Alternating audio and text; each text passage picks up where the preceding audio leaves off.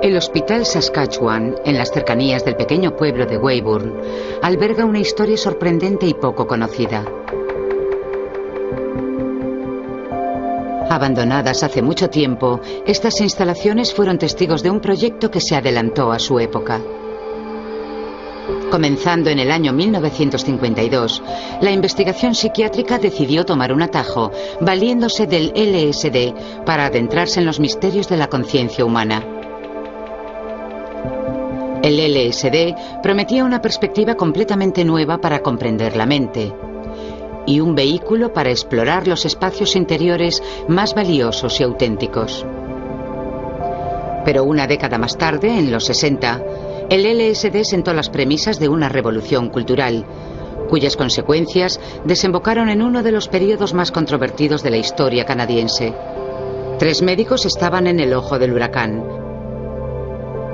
Abraham Hoffer, natural de Saskatchewan, fue reconocido internacionalmente como el investigador preeminente de LSD de Canadá.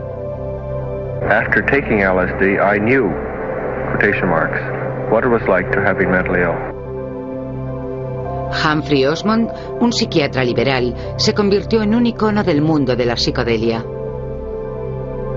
For myself, these experiences have been most strange, most awesome, and in their own way, amongst the most beautiful in my life. Y Duncan Blewett, un psicólogo carismático que fue un firme defensor del uso personal del LSD. The government makes $11 million a year in Saskatchewan off liquor. They could double that off LSD without any trouble at all. Los trabajos novedosos con el LSD colocaron a Hoffer, Osmond y Blewett al frente de una nueva ciencia radical. Pero los sentimientos de temor y hostilidad hacia las drogas psicodélicas los convirtieron en las víctimas de movimientos sociales y políticos que no pudieron controlar. Desde lo más profundo de la psique humana hasta el centro de la turbulencia política, es este el extraño y verídico viaje de los pioneros de la psicodelia. Los pioneros psicodélicos.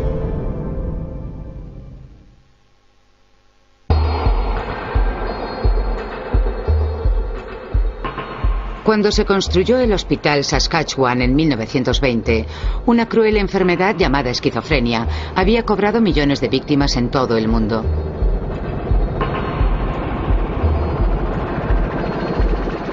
Los esquizofrénicos habitan un mundo en el que las pautas de pensamiento, emociones y percepción de la realidad cambian constantemente, donde nada es estable. Llenaban a rebosar las habitaciones de los hospitales y parecían incurables. En 1950, en Londres, Inglaterra, un joven psiquiatra llamado Humphrey Osmond estudiaba la esquizofrenia. Con una creatividad que definiría su carrera, Osmond empleaba un nuevo y radical enfoque. Comenzó a ensayar con mescalina, de un grupo de drogas alucinógenas que alteran la percepción humana. What happens, in fact, is that you do see the world in a different sort of way. Totally different, and you get the picture of a world as one imagines the great artists can sometimes see it. A world of tremendously colour, of great significance, of great beauty, but also at times of great terror. Osmond estaba convencido de que su experiencia autoinducida con la mescalina era similar a lo que ocurría en el mundo interior de los esquizofrénicos. La comunidad científica reaccionó con espanto cuando Osmond sugirió que la esquizofrenia pudiera deberse a una autointoxicación provocada por el propio metabolismo, que erróneamente produciría sus propios componentes alucinógenos. Esto suponía una nueva vía de investigación psiquiátrica totalmente nueva. Cuando la establishment médica inglesa rechazó sus teorías, Osmond decidió abandonar Londres. En 1951, Osmond llegó al Hospital de Saskatchewan, en Weyburn, donde rápidamente sería nombrado director gerente, el puesto de mayor responsabilidad. Osmond se felicitó al descubrir que en el hospital universitario existía una investigación en marcha sobre la esquizofrenia. El estudio estaba dirigido por Abraham Hoffer, un investigador de talento con 2 licenciaturas pocas veces combinadas, la bioquímica y la psiquiatría. Hoffer y Osmond no tardaron en formar un equipo. La tenacidad de Hoffer y la creatividad de Osmond resultaron una sorprendente combinación. Se te pueden ocurrir miles de ideas y desechas las malas. Creo que es lo que hacía Osmond. Era lo más asombroso de él. Era un ser brillante y un escritor maravilloso. Yo tengo ahora unas cuantas técnicas para escribir que aprendí trabajando con el Dr. Osmond. A principios de los años 50, cuando llegó Humphrey Osmond, el hospital estaba masificado y lleno de suciedad, y era considerado de los peores de Norteamérica. Pero los políticos estaban dispuestos a mejorar las condiciones. Tommy Douglas presidía el gobierno CCF. Era un mandatario excelente y había trabajado como interino durante 3 meses en el hospital Saskatchewan. De modo que tenía una buena base para saber lo que allí ocurría, así que tomó la decisión de modernizar en lo posible la sanidad. Tommy Douglas era el primer ministro del primer gobierno socialista de Norteamérica. Era un gobierno reconocido por sus ideas innovadoras y radicales cambios sociales. Con Douglas al mando, a Hoffer y a Osmond se les procuró amparo y una libertad asombrosa. Osmond aprovechó la oportunidad para recoger todas las sustancias alucinógenas conocidas de todas partes del mundo. Con el objetivo de hallar una cura para la esquizofrenia y armándose de un valor considerable, Osmond evaluó las propiedades de estas sustancias con la propia autoexperimentación. Osmond era además un experto en administración y en apenas 5 años transformó el Hospital Saskatchewan. El centro comenzó a ser reconocido como el líder mundial en materia de investigación, atrayendo a profesionales de la salud mental de todo el mundo. Uno de estos era el psicólogo americano Robert Sommer. Había un entorno muy liberal. Como investigador yo podía desarrollar un montón de objetivos allí. Humphrey fue nombrado gerente, lo cual no era corriente. La gente creativa no suele ser nombrada gerente de hospital.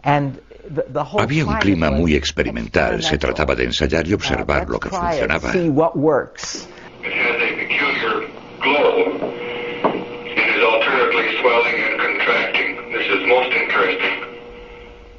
En 1952, Hoffer y Osmond habían formado un equipo para estudiar la esquizofrenia.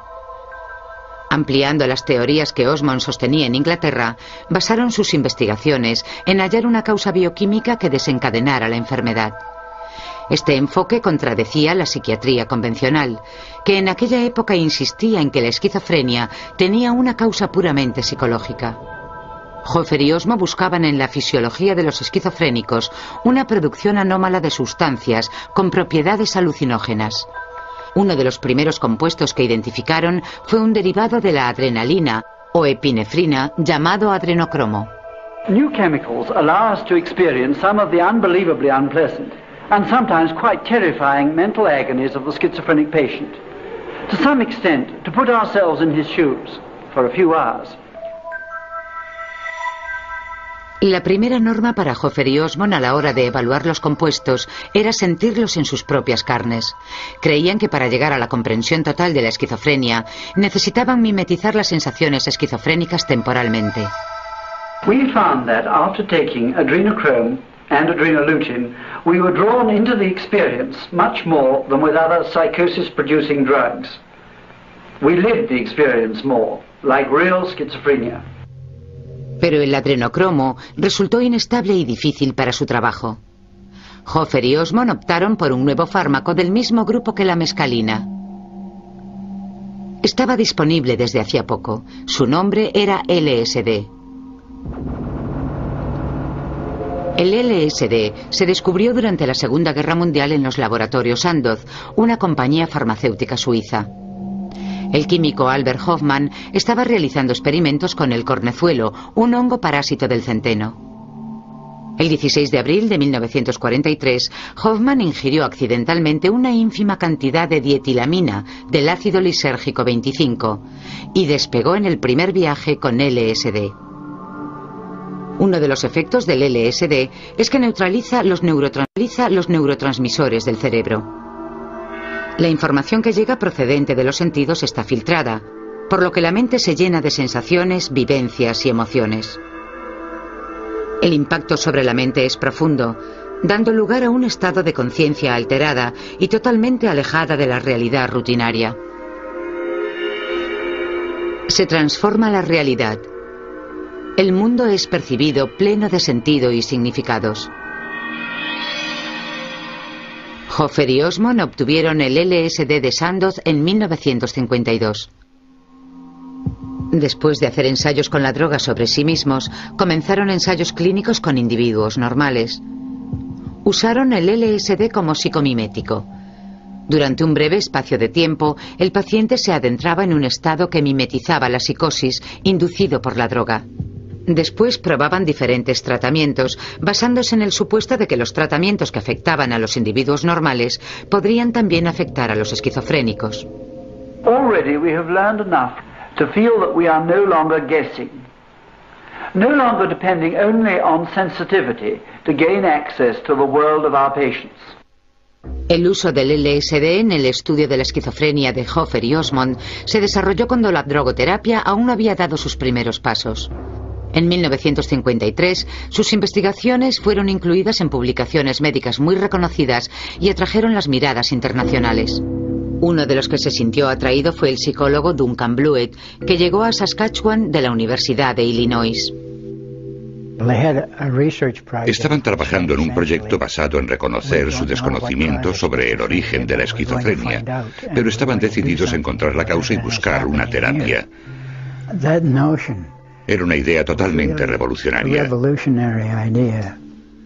Blewett vio inmediatamente el enorme potencial del LSD y en 1954 entró a formar parte del grupo de investigación de Saskatchewan. Atraído también por el proyecto de Hoffer y Osmond, estaba el escritor Aldous Huxley, más conocido por su novela futurista Un mundo feliz. Huxley había leído artículos sobre el trabajo de Osmond con mescalina. En 1953 invitó a Osmond a viajar a Los Ángeles. Esperaba que yo le proporcionara mescalina. Su médico se había negado, de modo que yo no tenía alternativa. El penúltimo día de mi estancia me puse a mezclar la mescalina, que produce unas extrañas espirales oleosas cuando se revuelve, y me preguntaba si me recordarían por ser el hombre que viajó a California y había vuelto loco a Aldous Huxley. Lejos de provocar una demencia, Osmond creó un viaje de importancia histórica. Huxley sentía que la mescalina traspasaba las limitaciones de su sistema nervioso, desvelando las maravillas de la existencia a su mente egoísta y terrenal. Como resultado de la experiencia, en 1954, Huxley escribió su libro de gran calado, Las puertas de la percepción. In your book about mescaline recently, you talked of a valuable state of heightened perception being induced by drugs, by proper drugs. Do you think imaginative writers would benefit by that? I think it would be extremely good for almost anybody with fixed ideas and with a great certainty about what's what, to take this thing and to realize that the world he has constructed is by no means the only world, that there are these extraordinary other types of universe which we may inhabit and which we should be very grateful for inhabiting, I think. Osmond y Huxley mantuvieron una estrecha amistad. En 1956, cuando Osmond se carteaba con Huxley desde Weyburn, inventó la palabra por la que sería recordado en la historia de la contracultura. Aldous sugirió palabras como feneratim, feneroi para revelar la angustia o tumos del griego. Luego me escribió este pequeño verso: para conseguir un mundo sublime, toma medio gramo de feneratim. Me parecía una palabra maravillosa, aunque quizás demasiado difícil para la mayoría de la gente. Es una palabra típicamente Huxley. De modo que le escribí contestándole, no sin antes haber consultado las palabras psique en el diccionario y delein, que significa revelar, y media docena de palabras más. Pero me decidí por psicodélico y le escribí: para hundirte en el infierno o elevarte hasta el cielo, toma un pellizquito de algo psicodélico. Desde lo más recóndito de la mente de Humphrey Osmond surgió el concepto de psicodelia, que cambiaría las vidas de millones de personas en todo el mundo.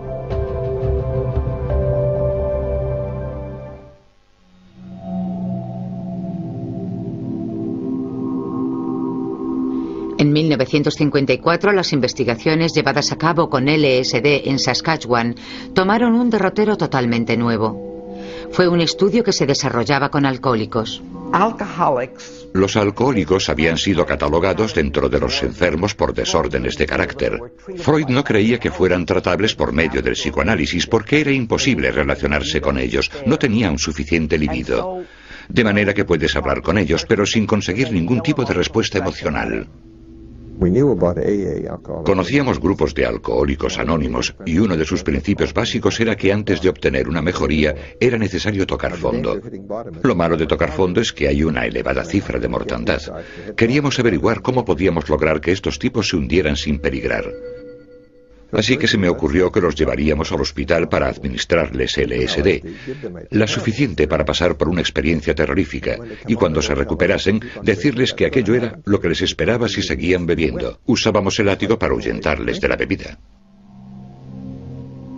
Pero los resultados fueron muy distintos.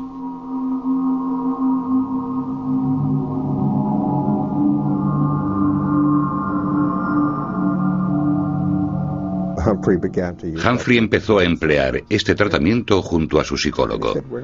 Dijo, no estamos provocando experiencias horribles. Estos tipos están empezando a pasarlo bien, les gusta la experiencia. Empezó a pasar con tanta frecuencia que dijo, es un fenómeno nuevo.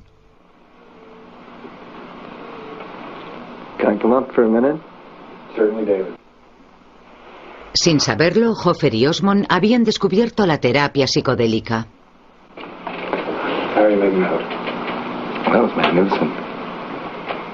La naturaleza trascendental de la experiencia con LSD proporcionó a los alcohólicos una visión nítida sobre sus motivaciones para beber, enfocándoles hacia sentimientos de autocomprensión y autoaceptación.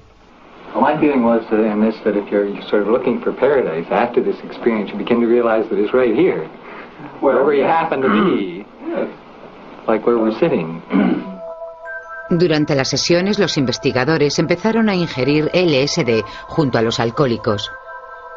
Duncan Blewett perfeccionó esta práctica al constatar que el LSD creaba fuertes vínculos de empatía en la relación médico-paciente. Imagine que alguien le dice que se consiguen mejores resultados con terapia LSD en una sola tarde que en 15 años sin él. ¿Qué respondería? Especialmente si uno es psiquiatra y dispone de una sustancia capaz de producir humanos que han aprendido a aceptarse tal y como son. El grupo de Saskatchewan trabajó con los alcohólicos más severos. De los 3.000 que seguían tratamiento, aproximadamente un 50% se recuperaron. Era un éxito clamoroso comparado con el 20% de rehabilitados por Alcohólicos Anónimos. En la década de los 50 había grupos de investigación por todo el mundo explorando las reacciones psicoterapéuticas con LSD. En Menlo Park, California, Myron Stolarov fundó el Instituto para la Investigación Psicodélica. La mayoría de nosotros guardamos un montón de información en el subconsciente. Es lo que Jung llama la sombra. El motivo que tenemos para esconderla en lo más recóndito del cerebro es porque se tratan de recuerdos dolorosos.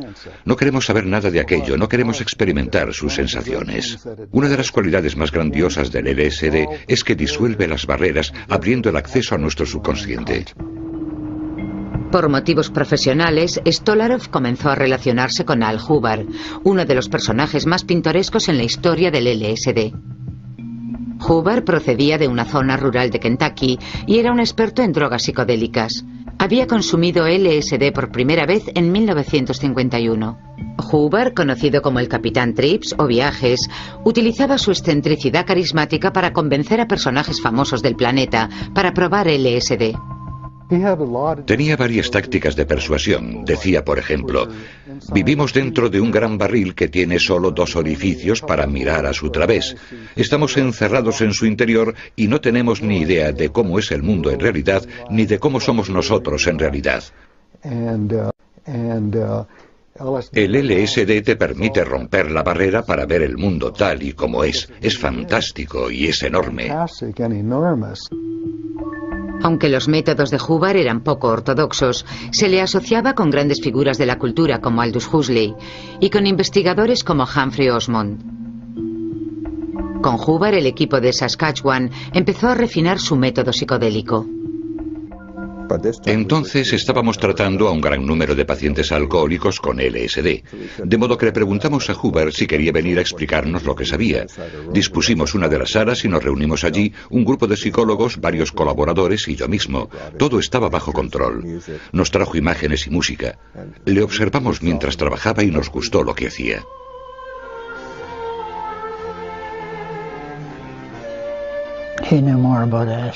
Sabía más sobre el ácido que nadie que yo conociera. Sabía más que Humphrey o Huxley o cualquier otro. Tenía un don, era algo intrínseco en su personalidad. No creo que el LSD hubiera sido lo mismo en Canadá sin él. Habría tenido una historia bien diferente. En 1959, basándose en sus vivencias, Hubbard y Blewett escribieron el Manual para el uso terapéutico del LSD. Una guía insuperable que sigue siendo la más completa para explicar el uso del LSD en la psicoterapia.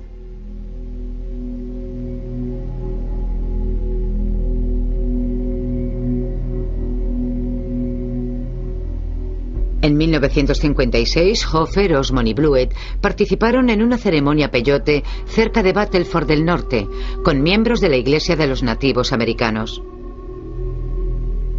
Del peyote se obtiene la mescalina y se utilizaba como vehículo sacramental en la Iglesia y como símbolo del nacionalismo cultural, ideología que intentaba oprimir el gobierno federal. El grupo de Saskatchewan participó en la ceremonia para demostrar que no todos albergan sentimientos hostiles hacia los objetivos de la Iglesia. Osmond publicó un resumen de su experiencia en Tomorrow. Mis colegas y yo habíamos decidido que mientras ellos se limitarían a observar la ceremonia, yo participaría activamente para observar desde dentro. Aunque he usado varias sustancias visionarias, nunca había consumido peyote. El peyote hace efecto lenta y sutilmente. Es muy indicado para las reuniones de personas que no comparten el mismo idioma, para rendir culto y explorar la realidad sin necesidad de palabras. Estábamos participando en una experiencia que no podía ser limitada por un idioma. La poesía o la música serían más adecuadas.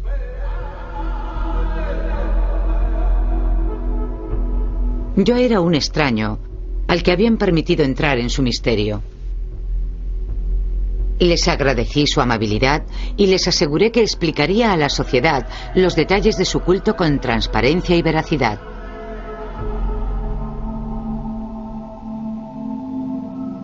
En 1957, el equipo de Saskatchewan empezó a usar el LSD de tal manera que causaría una honda influencia.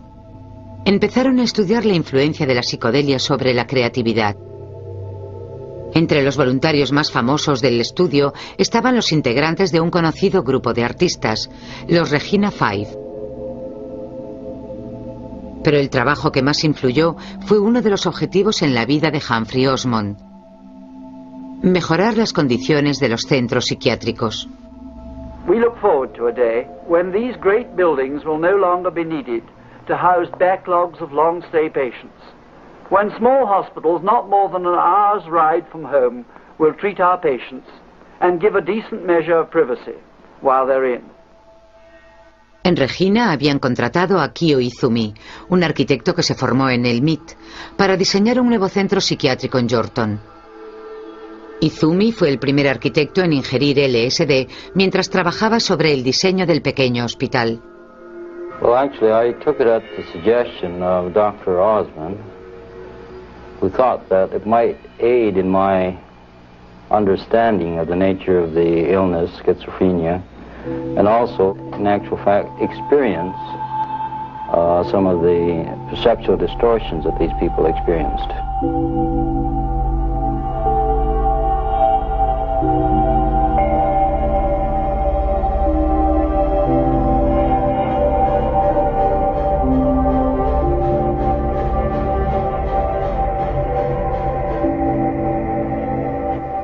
Conocedor de que los espacios amplios desorientan a los esquizofrénicos, Izumi creó estancias íntimas con habitaciones que invitaban al recogimiento y la reflexión. Uno de los 4 centros construidos por Izumi después de su experiencia con el LSD fue el Hospital Yorkton, que fue galardonado por la Asociación de Psiquiatría Americana por su diseño innovador. Los resultados de sus trabajos, que Osmond denominaba socioarquitectura, fueron tomados en cuenta por el Instituto Nacional para la Salud Mental en Washington, D.C. Gracias a la influencia de Humphrey crearon el primer programa de arquitectura psicológica en la Universidad de Utah. Era un programa conjunto entre el Departamento de Psicología y el de Arquitectura. Entonces, en la Universidad de Nueva York, aprobaron un programa de psicología ambiental y un importante programa de investigación sobre los hospitales psiquiátricos. Todo esto tuvo su origen en la socioarquitectura. En 1960, artistas y escritores experimentaban con LSD, entre otros William Burroughs, mentor de los American Beats, y Allen Ginsberg, poeta aclamado por la subcultura del LSD.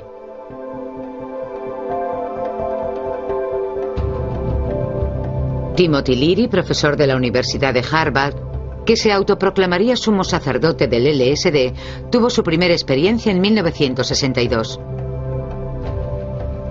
El incremento del conocimiento popular sobre el LSD acarrearía graves consecuencias para Hoffer, Osmond y Blewett. En 1961 el horizonte político cambió en Saskatchewan, cuando Tommy Douglas se marchó a Ottawa para presidir el Partido Federal Nuevos Demócratas. Uno de los primeros en reaccionar ante este giro fue Humphrey Osmond. En junio de 1961, Osmond dimitió de su cargo de Weyburn, mudándose a Princeton, donde sería nombrado director de investigación psiquiátrica del estado de New Jersey. Perder a Osmond fue un duro golpe para el equipo de Saskatchewan, especialmente para Abraham Hoffer. Me tomé su renuncia muy mal. Si yo tuviera que pelear por algo, si tuviera que defenderme de algo y si pudiera escoger quién me respaldara, solo uno, elegiría a Humphrey Osmond. Justo al mismo tiempo, a principios de los 60, Hoffer tuvo un enfrentamiento. La idea de que la psicodelia pudiera sustituir a la terapia tradicional fue recibida con hostilidad por la psiquiatría convencional. Empezaron a aparecer noticias en los medios de comunicación sobre los peligrosos efectos secundarios del LSD, informaciones jamás contrastadas. Lo cual creó mucho rechazo y hostilidad. Esta hostilidad, muy convincente, por cierto, duró mucho tiempo después. No quisieron ver lo que estábamos intentando. No intentábamos que todo el mundo consumiera drogas, al contrario, aconsejábamos que no se usaran. El doctor James Tyhurst, jefe de psiquiatría de la Universidad de Columbia, estaba entre los primeros contrarios al LSD. If it is made generally available, it might become the focus of cultist groups. That is, that in the same way as nitrous oxide used to be. That is, it can be used to have so-called experiences. This is laughing gas you're talking about? Yes, that's right, laughing gas. And can have experiences. As you know, some people have written on this and have actually suggested that the experience obtained from lysergic acid has mystical religious values. El gobierno federal reaccionó ante la controversia, citando estudios negativos llevados a cabo por la comunidad médica. We're very concerned about these hallucinogenic drugs, especially LSD. The medical evidence we have, there's no doubt whatsoever it causes physiological harm. The bill now before Parliament would ban LSD, restricting its use to research purposes which are not clearly defined. During the past week, some doctors have expressed anxieties over the bill. They say proper LSD studies or treatment could be interfered with, but the government could be limiting the scope of medical research. En un intento de salvaguardar las investigaciones de toda una década, Hoffer comenzó a aparecer asiduamente en los medios de comunicación. It is certainly possible that LSD in some people can precipitate a psychosis. There are cases on record. In my opinion, where something like this goes wrong, I tend to blame the therapist more than I do the drug, because I think in many cases, not in all, but in many cases, it has been given to the wrong person. What has gone wrong? People have committed suicide, have they not? Yes, there have been suicides reported. Dr. Cohen reported a study on 50,000 treatments with 5 suicides. This indicates to me that LSD is as safe, if not safer, than psychotherapy. Pero las opiniones de Hoffer no fueron escuchadas. Siguiendo el ejemplo estadounidense, en 1963, el gobierno de Canadá estableció severos controles sobre el empleo del LSD en la investigación. Obtener la droga de Sandoz, el único proveedor autorizado, era más difícil también, ya que la compañía farmacéutica temía por su reputación. Por toda Norteamérica, el uso lúdico del LSD procedente del mercado clandestino era cada vez más frecuente. En 1963 aparecieron los primeros azucarillos embebidos en LSD. Durante la primera gran oleada del ácido callejero, versiones adulteradas de la droga se obtenían fácilmente en los campus universitarios. Cuando abandoné el gobierno, empecé a trabajar para la universidad. En ese momento, el LSD había dejado de constituir un problema médico para convertirse en un problema universitario. En la Universidad de Regina, Duncan Blewett había recibido el encargo de organizar el Departamento de Psicología. Sumando casi 10 años de experiencia con el LSD, los estudiantes supieron valorar los conocimientos de Blewett. Uno de los estudiantes que se acercó a Blewett fue Simon de Jong, que más tarde sería parlamentario y candidato para encabezar las listas del nuevo Partido Democrático Federal. Me acerqué con naturalidad para hablar con él y le dije: Dr. Blewett, quisiera tener una experiencia con usted. Quisiera tomar LSD con usted. En un primer momento, Duncan se sorprendió y me dijo: bueno, vale. Creo que fue entonces cuando acordamos dónde y cuándo sería. Cuando el LSD empezó a propagarse entre los universitarios, Blewett intentó convencer a las autoridades universitarias de que debían respaldar la investigación. Cuando se negaron, siguió defendiendo su uso personal. Creo que llegó un momento en que pensó: maldita sea, es demasiado importante. Ha traspasado las fronteras de la universidad y de las autoridades universitarias. La política universitaria no debiera permitir que todos estos argumentos ridículos consigan frenar e impedir el uso de este descubrimiento humano tan importante. Pero Abraham Hoffer opinaba que Blewett estaba arriesgando la reputación del grupo de Saskatchewan. Hoffer mostró su preocupación en una carta dirigida a Humphrey Osmond en junio de 1963. Saskatchewan se considera un ejemplo de cómo puede utilizarse LSD en condiciones seguras y controladas.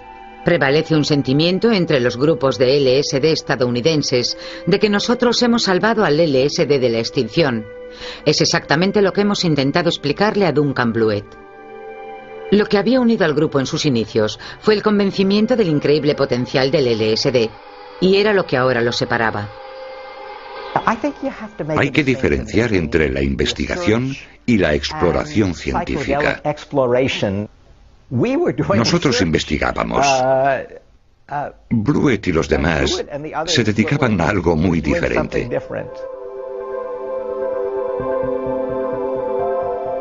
Pero ese algo diferente se estaba convirtiendo rápidamente en un movimiento cultural internacional. En 1964, ese movimiento había encontrado su líder.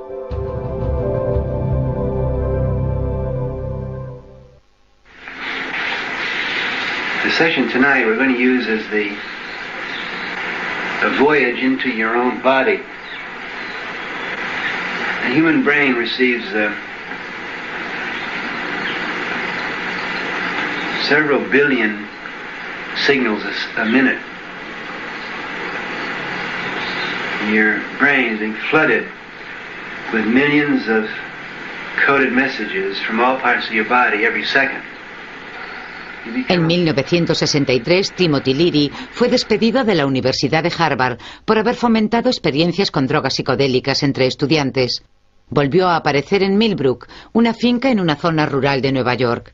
Leary usaba Millbrook como sede desde donde proclamaba su mensaje LSD para todos. I frankly don't think that the human being is ready for LSD. As a matter of fact, I don't think the human being is ready for fire. But the trouble is, LSD is here. And what are we going to do about it? Should we pass a law against fire and say only doctors can have fire? Should we pass a law against LSD and say only doctors can take this trip to the divine process, go out of their minds, use this inner microscope? Of course we can't, because it's here and it's going to be used. Aquellos que realizaban investigaciones con LSD opinaban que Leary estaba convirtiendo sus esfuerzos en un circo. El psicólogo Stanley Krippner había sido uno de los voluntarios en los experimentos de Leary en Harvard. Yo no estaba de acuerdo con mi amigo Timothy Leary, que buscaba el acceso libre a la droga. Le decía que yo no era elitista, pero que pensaba que el sitio para estas drogas estaban dentro de un reducido grupo de personas y usada en situaciones supervisadas y controladas con seriedad.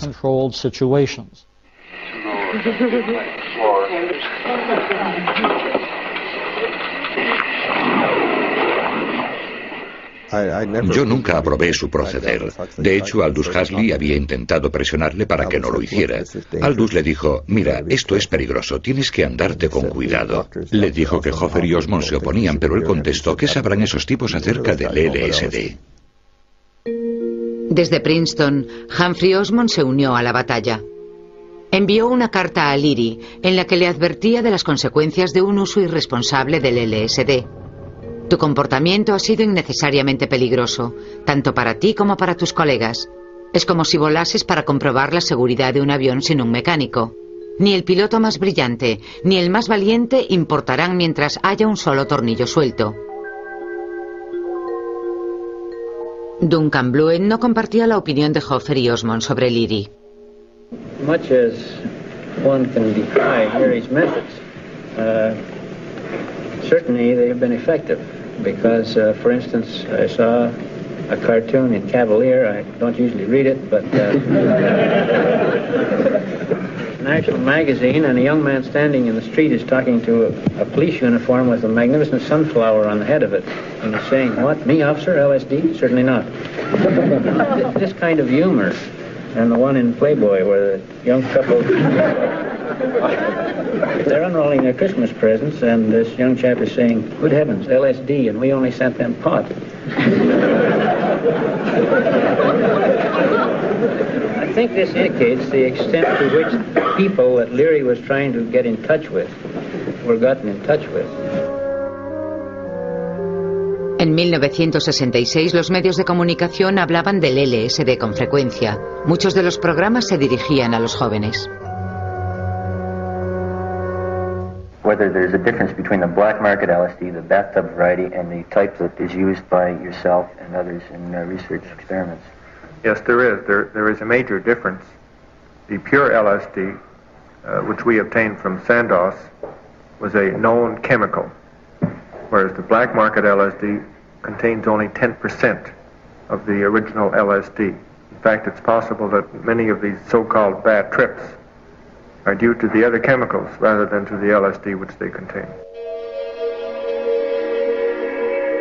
Los malos viajes, donde la sensación de terror y pánico exagerados e incluso psicosis temporales eran habituales. El LSD estaba perdiendo su valor como vehículo para lograr la autocomprensión y explorar dimensiones superiores de conciencia. Medical doctors say you're liable to go psychotic. Oh, really?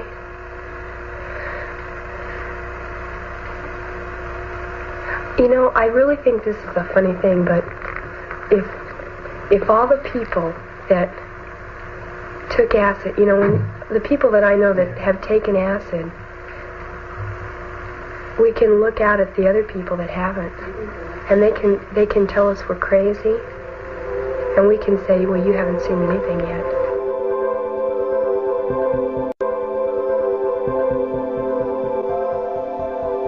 El LSD estaba sentando las premisas de una revolución entre la juventud de Occidente.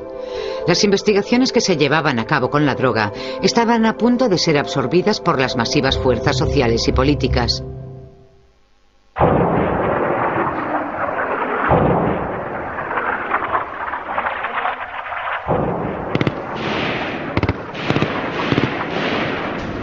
A mediados de los años 60, millones de personas en todo el mundo se manifestaban en protesta por la guerra de Vietnam. En los Estados Unidos parecía haber un vínculo entre las manifestaciones contra la guerra de Vietnam y el uso de drogas psicodélicas. Los políticos se preguntaban qué les pasaba a los jóvenes. Están consumiendo estas drogas y se están volviendo radicales. Están intentando sacar las tropas de Vietnam. Solo Dios sabe en qué acabará todo esto si no cerramos el grifo del LSD.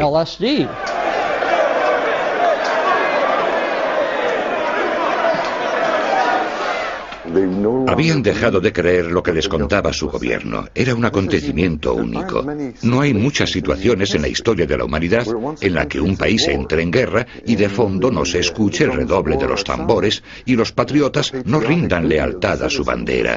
No importa que su país no tenga razón, porque es su país a fin de cuentas. Pues bien, esta vez no ocurrió.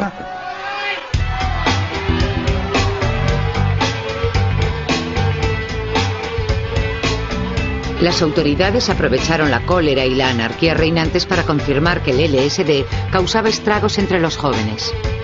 I've known 2 people who've killed themselves under LSD. You're right out of control. Are there acid parties going on in this city right now? Yes. Yes. At this very second. Abraham Hoffer sabía que era solo cuestión de tiempo hasta que la puerta se cerrase definitivamente para el LSD.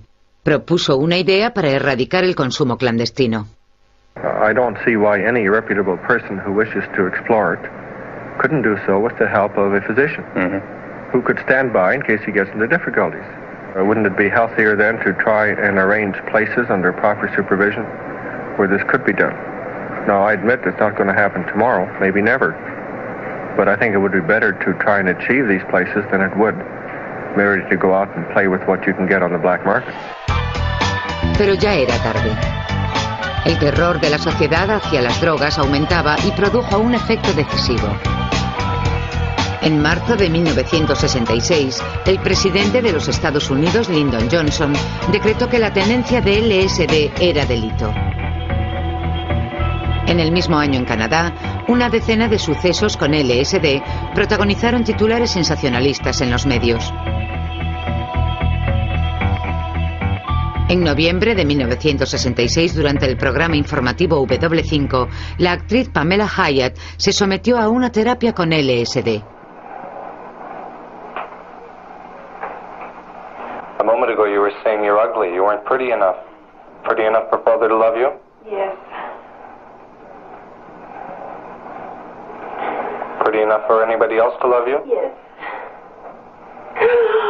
I never felt I was. I never felt I was.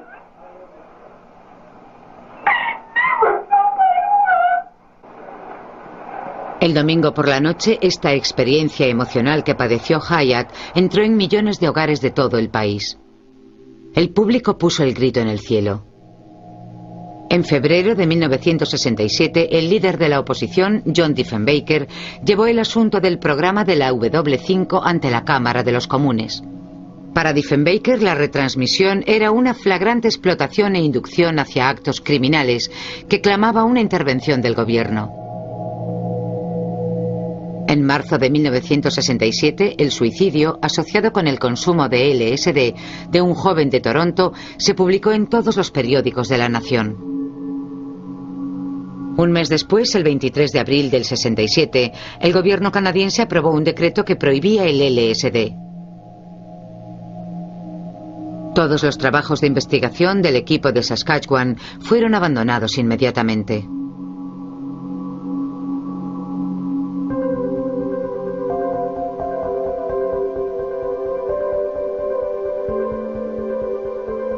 Aunque Hoffer, Osmond y Blewett estaban divididos en cuanto a cómo debía controlarse el LSD, les unía su convicción de que la prohibición por parte del gobierno de investigar no tenía fundamento y era un error.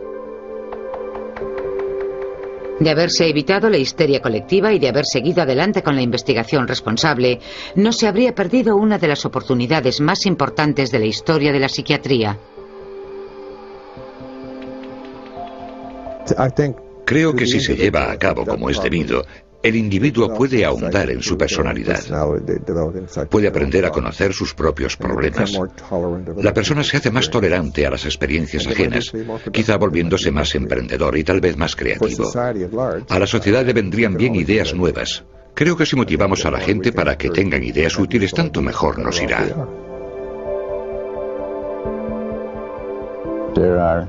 Hay mucha gente en diversos ámbitos de la sociedad que saben que la psicodelia no tiene por qué ser perjudicial. De hecho, cambió la faz de la sociedad, paró la guerra de Vietnam, impidió una guerra nuclear y tuvo muchos otros efectos. Uno de ellos se ha evidenciado en todas partes, obligó a la gente a cuestionar a las autoridades.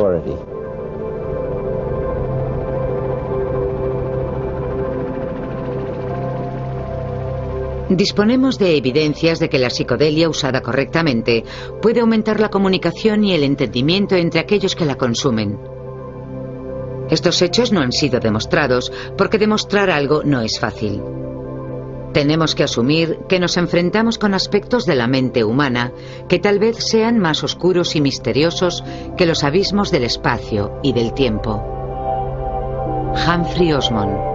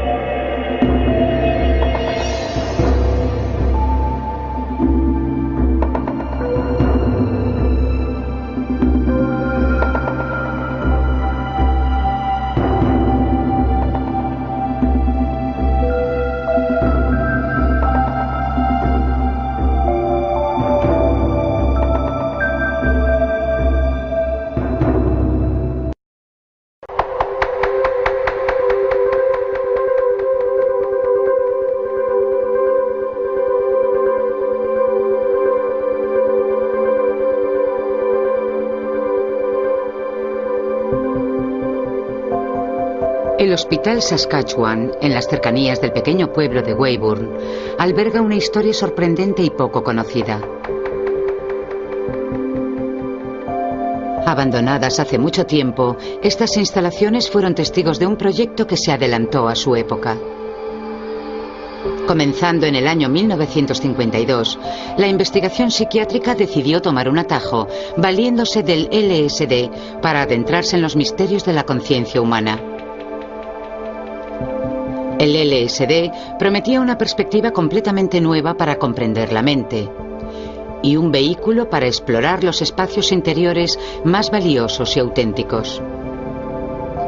Pero una década más tarde, en los 60, el LSD sentó las premisas de una revolución cultural, cuyas consecuencias desembocaron en uno de los períodos más controvertidos de la historia canadiense.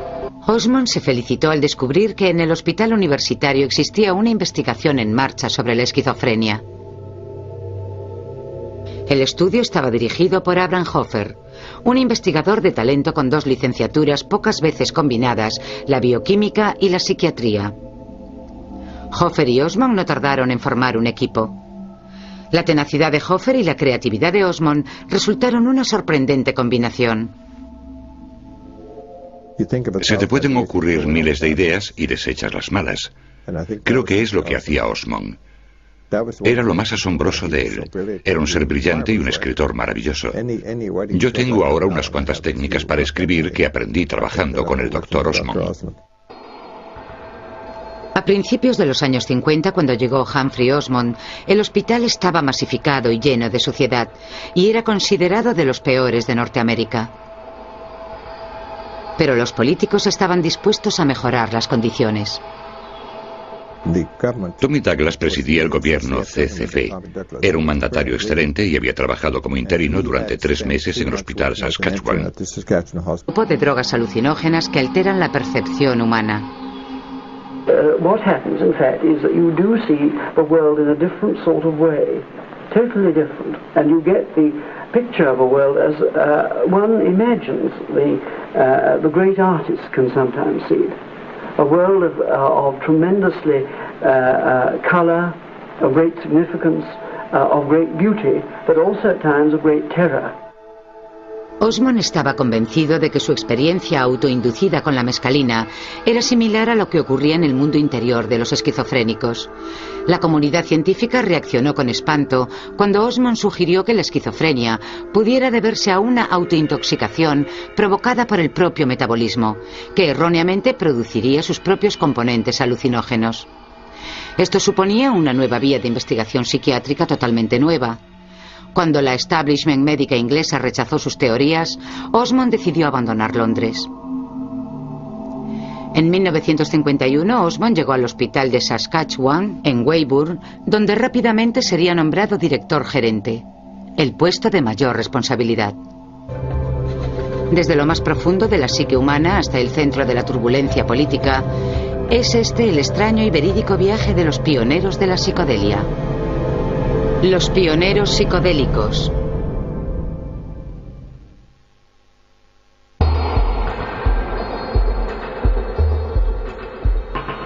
Cuando se construyó el Hospital Saskatchewan en 1920, una cruel enfermedad llamada esquizofrenia había cobrado millones de víctimas en todo el mundo.